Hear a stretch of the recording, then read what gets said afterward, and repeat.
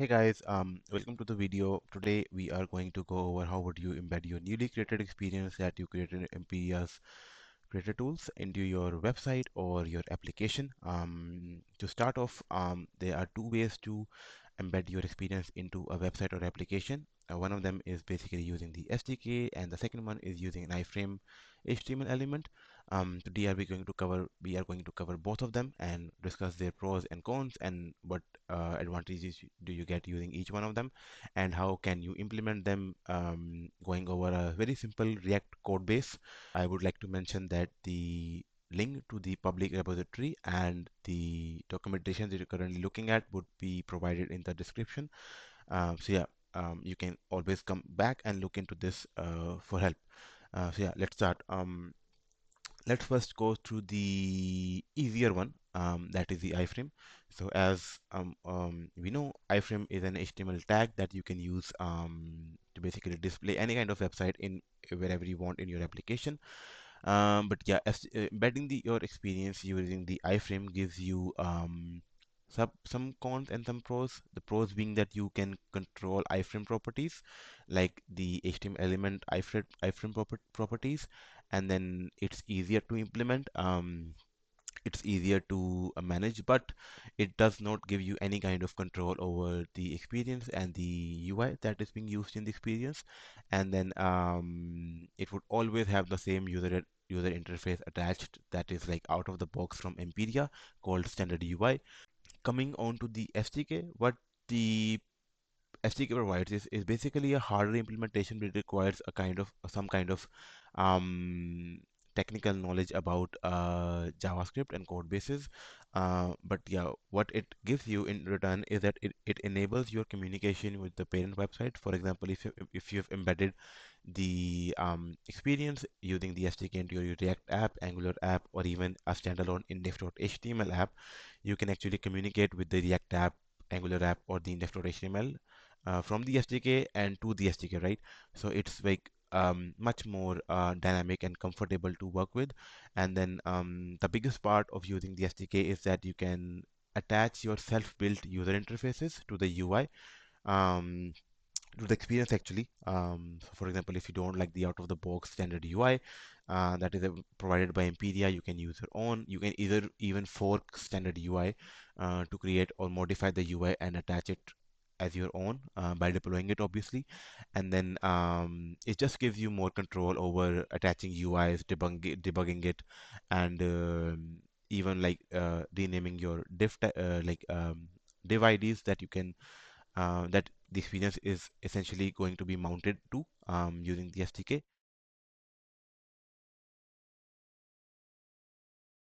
Before moving forward to the iframe approach, I would like to mention is that there is a prerequisite to this. You obviously need an experience URL that would be given to you by the Creator Tools dashboard, where you publish your experience in the viewer page.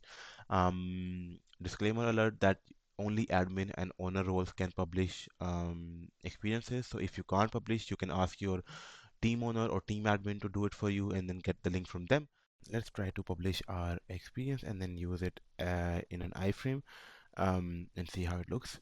So first we'll head to our experience and view it. After viewing, we will hit publish, and we'll publish it, and then we wait for it to give us a URL that we can use later on in the video. So let's keep on waiting until it publishes, and then we move forward. Okay, that is it. It has been published. Let's just copy our link from here and then head back to our iframe. Um, let's just go to our iframe, and this is how you can easily embed this code into your iframe. So this is a very simple iframe.html, which has a very simple HTML tags. I'm embedding this experience right here using this link that I just got um, from the dashboard, and I save it, and then when I make it go live, you can see my experience is actually published now. I can use it, embed it however I want to. I can open um, uh, I can click on this bag and open UIs I can even move. So yeah, this is just a test experience, so you don't need to worry about something not opening or something breaking, because it's just a text experience. But this is how you publish your experience, get a URL, and then use it in an iframe. Now, moving on to the SDK part is very modular. Empedia has built an SDK to basically facilitate the experience embedding, simplifying the communication between the parent website and the experience as well as the UI. And then you can also attach your custom built user interfaces to the experience. So let's start with it. To start with the SDK, you first need a parent container, which at the end of the day, the SDK mounts the experience to. And the idea of this diff is not by means any hard and fast rule. You can rename to whatever you want, but it is very important whatever you rename it to, because when you initialization function in your script tag or even in a React app, you need that same ID to be passed here, so SDK knows where it's going to be mounting the experience, right? So we'll go into this in a while, but you can use the script as it is in an index.html file, standalone file, to basically make it work. And then obviously you have to add the SDK as a module to your index.html file for it to know that it has to download the SDK, so you can call it, right? So let's jump into the code part of the SDK, but using a standard very simple index.html app. As you can see here, I've added the SDK, so the application knows about the SDK. Then I've added a script tag where I'm basically just calling the function with the same URL. But the caveat is here the URL is being used with experience.html instead of index.html, because if we want to attach our UI ourselves, we don't want it to do it for us. We actually want the control over it. And when you do experience.html, you just get a regular plain experience without any UI, and we can tell the SDK to attach UI, the one that we want, by this function and by this URL. As you can see, the UI URL is basically a URL to a static build of React application, which can be any application, by the way, as long as it is a like a static build. There is a bit of a caveat to this UI building thing, is that the build needs to be in a certain way, in a very, very certain way. And we'll talk about that in an upcoming video where I'll go over the SDK and the UI in detail and the communication in between them. So yeah, let's move forward. This also provides you some kind of control over whether you want to attach UI or not, even if you're passing the UI URL, because sometimes you might want to debug or go through the experience very quicker without dealing the hassle of interacting with the UI. But yeah, that is it. And here you see I'm using the same div that the documentation asks you to use. I'm using a style of height 100 bits because I wanted to take full height. And if I open my standalone app right here, and you can see I can refresh it, you can easily see that the experience is loading, our UI is working.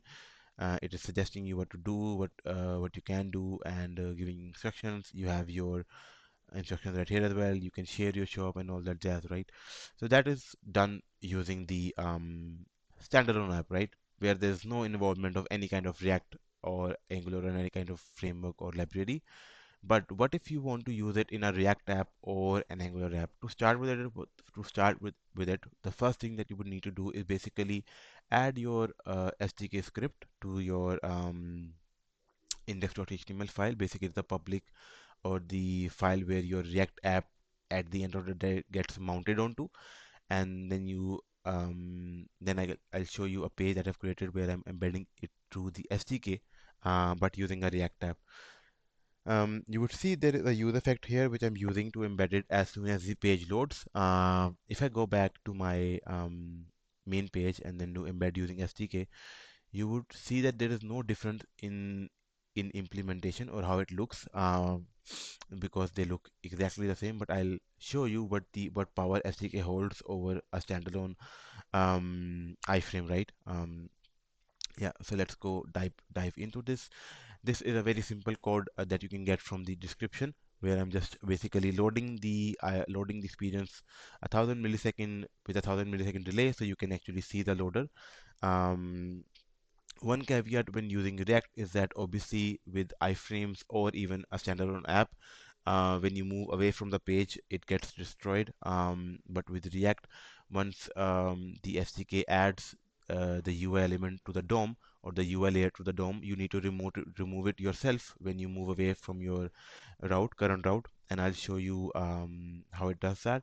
If I refresh this, you have to keep your eye right here somewhere that there is no UI root div, right? The SDK adds this itself and then populates it with a React build, and so that is why we have to remove it when we move away from our page or route, whatever you want to call it. Always remember that this ID should be exactly the same as it is shown in the video. But yeah, always remember to put this part in if you're using React or Angular and you want to destroy the UI when you move away from the page that is hosting your, or that is basically showing your experience. Now coming on to the code part, I have a very simple code where you can see it's just a box with the same ID with some width and height. Box is basically a div element in Chakra UI, so no need to worry about it. It's the same as div element in the HTML.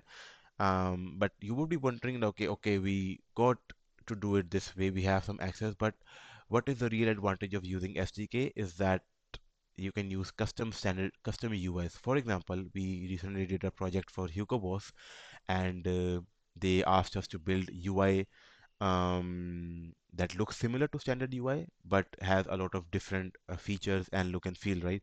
So what we did was we basically cloned standard UI and then built a UI on top of it for them and then deployed it somewhere. So for example, if I come here and change this UI to um, Hugo Boss and then go here and refresh this guy, you can see the UI that appears right now is not the one that you were seeing before because this UI is made for Hugo Boss.